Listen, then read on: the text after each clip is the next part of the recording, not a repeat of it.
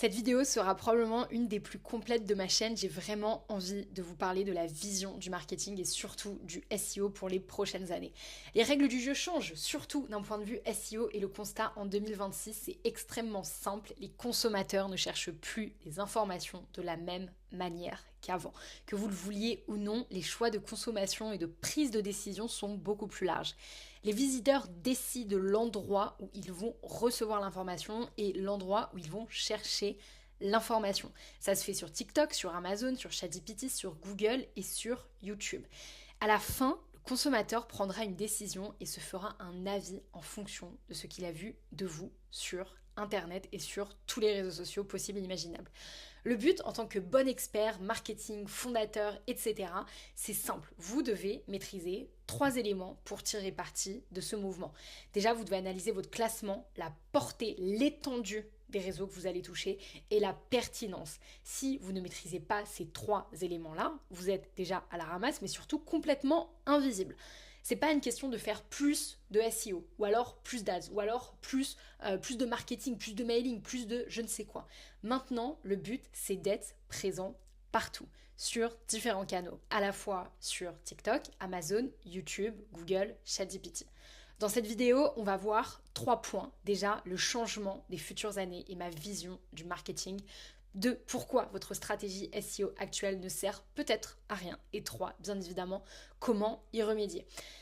Déjà, il y a un changement qui est complètement majeur que vous devez comprendre, c'est le changement du marketing et en tout cas sur 2026 et même probablement sur les futures années. Moi, c'est ce que j'appelle le piège de Google.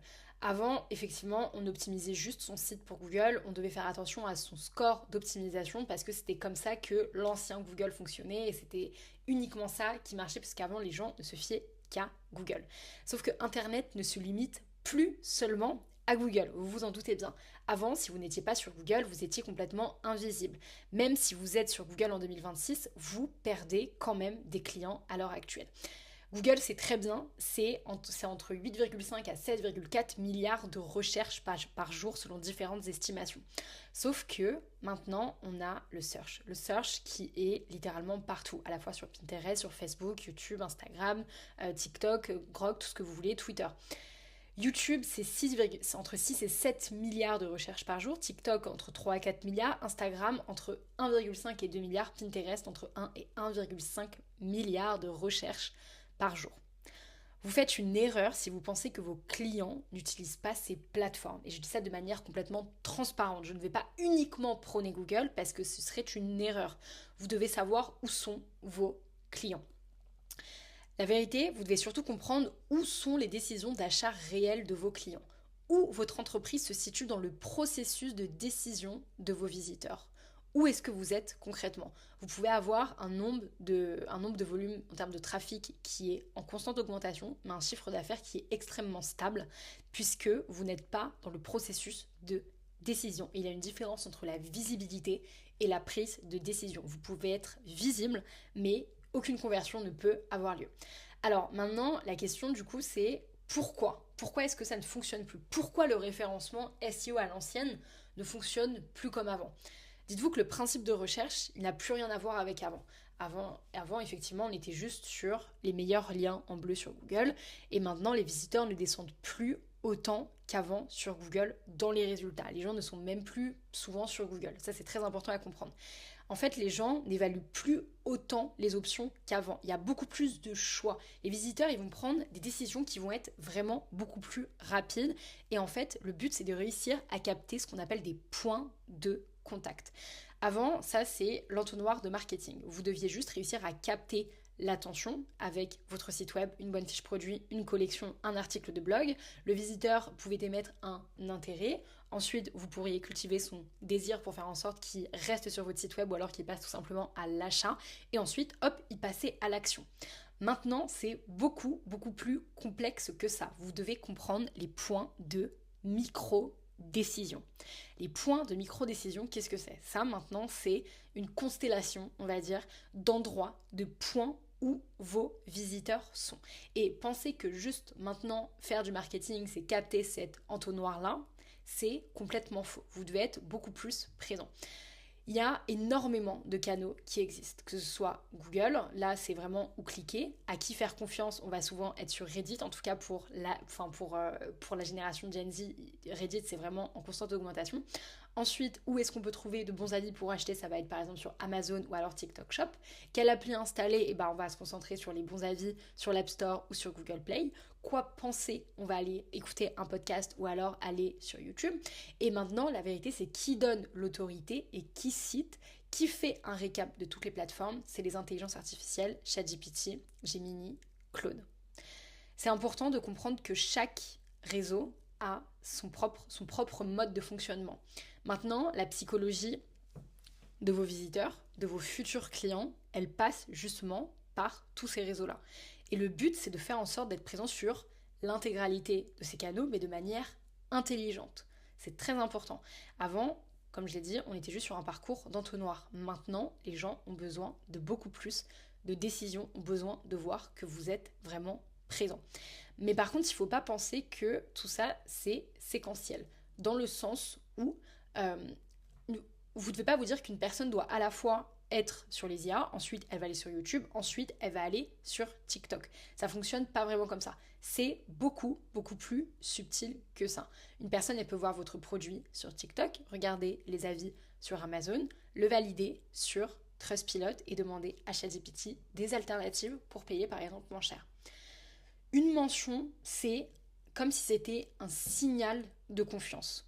À chaque fois que vous apparaissez justement par exemple sur l'IA ou alors qu'il y a un bon avis Trustpilot sur vous ou alors qu'il y a une UGC TikTok qui parle de votre produit ou de ce que vous faites, c'est un signal de confiance. La personne se dit automatiquement ok, cette entreprise ou alors cet e-commerçant est fiable, je peux lui faire confiance ou alors non en fonction de ce qui a été entendu.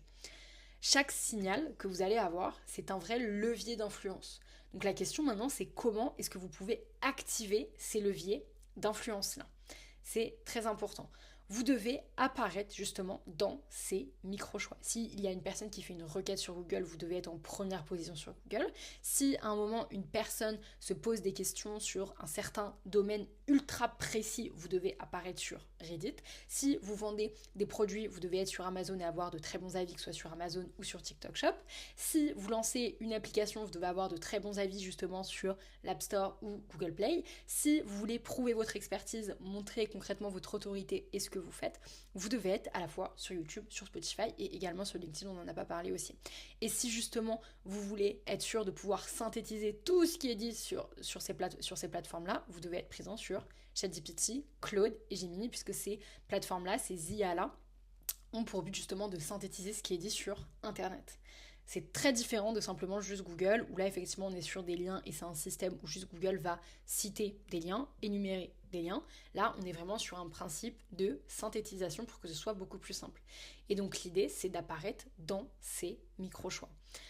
C'est très important vraiment de comprendre que sur les prochaines années, vous devez réussir à comprendre réellement où est votre niche. Où sont vos clients de manière précise. On ne parle pas d'être sur l'intégralité des canaux. On parle d'être là où est votre niche. Et ça, c'est quelque chose qu'on va développer juste ici. Comment faire ? Comment faire si l'ancien manuel ne fonctionne plus? Parce que vous entendez à tout bout de champ que vous devez à la fois être sur les IA, à la fois être sur LinkedIn, à la fois être sur TikTok, à la fois être sur Amazon. Je sais très bien que vous ne savez plus littéralement quoi faire. Il y avait avant tout simplement le SEO, le Search Engine Optimization, l'optimisation des moteurs de recherche sur Google. Maintenant, on est sur un Search Everywhere Optimization. Le Everywhere, soyez partout. Au lieu d'optimiser pour un seul moteur de recherche, vous devez optimiser là où les décisions sont prises. Même sur Google. Moi, je suis expert sur Google, je maîtrise Google, d'accord? Mais le but maintenant, en tant que bon fondateur, bon expert marketing, bon patron, d'accord, c'est de faire en sorte de recruter des personnes qui vont être expertes dans chacun de ces domaines-là. Le SEO n'est pas mort, comparé à tout ce qu'on peut entendre. Il a juste beaucoup plus d'ampleur qu'avant et de puissance. C'est très important de comprendre ça. On peut faire du SEO sur toutes les plateformes. Moi, je suis spécialisée sur Google, mais justement, vous devez faire attention à recruter des bonnes personnes. Effectivement, avant, on devait être juste sur Google, mais le Search Everywhere, c'est être choisi partout sur Internet.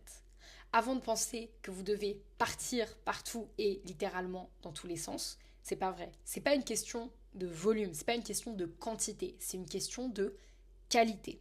Il faut être suffisamment intelligent pour savoir comment manier ces réseaux-là à bon escient. Si votre niche n'est jamais sur Pinterest, ça ne sert à rien d'être sur Pinterest. Si votre niche passe encore par Google, optimisez tout simplement pour Google. C'est vraiment des choses qu'il faut comprendre. Ces plateformes-là, elles n'influencent pas la prise de décision. Elles sont la décision. Elles incarnent la décision de vos futurs consommateurs.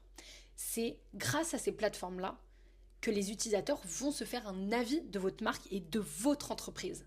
Et c'est à ce moment-là, justement, que vous devez intervenir. Prenez en compte la réalité terrain de votre persona. Où sont réellement vos clients? Et on en revient aux fondamentaux. Les meilleurs fondateurs, ceux qui feront le plus de chiffres, c'est ceux qui arriveront à comprendre justement ces changements-là, ces paradigmes-là, savoir exactement où apparaît votre niche. Donc, maintenant qu'on a vu effectivement que c'était bien d'être présent sur Google, Amazon, YouTube, etc., il faut vraiment comprendre que chaque plateforme a sa propre psychologie, son propre algorithme, sa propre manière de fonctionner. TikTok, par exemple, ça fonctionne beaucoup à la nouveauté, à la surprise, aux émotions. Vraiment, les gens aiment bien avoir une petite dose d'émotion, un petit shot de dopamine. Donc, vous devez faire en sorte d'avoir des éléments visuels qui soient nouveaux, où les gens ont juste envie d'être captés. Ils ne demandent pas d'avoir une réflexion, de réfléchir, etc. Il faut vraiment aller au plus simple et au plus visuel. C'est très important. YouTube, par exemple, c'est pour montrer votre expertise.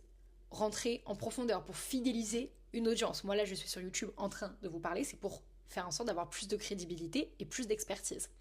ChatGPT, en revanche, apporte la clarté et l'autorité, avec des informations claires et factuelles. Pour la simple et bonne raison que ChatGPT fait justement un récap de tout ce qu'il dit sur Internet. Donc c'est beaucoup plus clair, beaucoup plus synthétisé et beaucoup plus factuel.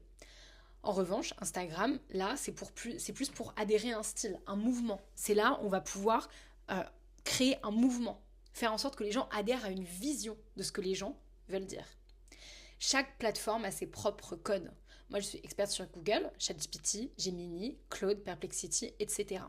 La question maintenant, c'est quel type de clientèle est sur Google? Moi, à l'heure actuelle, je suis en capacité de pouvoir vous aider justement sur Google. Notre équipe peut vous aider là-dessus. Maison Le Rage peut vous aider là-dessus en étant en première position sur Google ainsi que sur les IA.